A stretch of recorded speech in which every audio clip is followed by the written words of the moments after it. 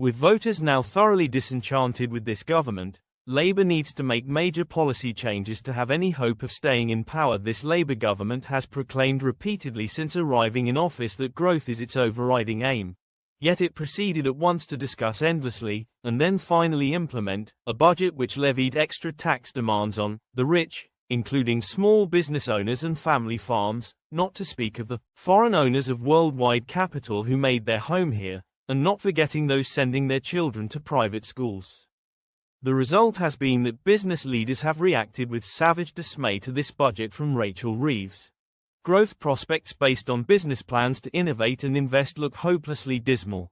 Yet the irony is that the measures most expensive to the rich, the changes in inheritance tax, capital gains tax and the non-dom rules, are likely to raise little if any. That is according to the Treasury's own watchdog, the OBR, which considers the revenue yield from them all to be either highly or very highly uncertain because of behavioral reactions.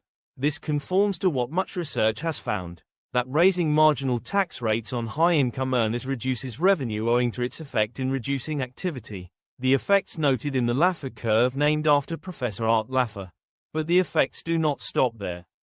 They also go on to reduce growth, as the incentives for these same people to innovate and invest to improve future earnings are much reduced.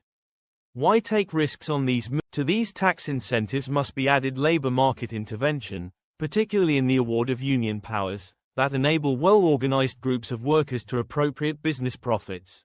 The research on this is more recent.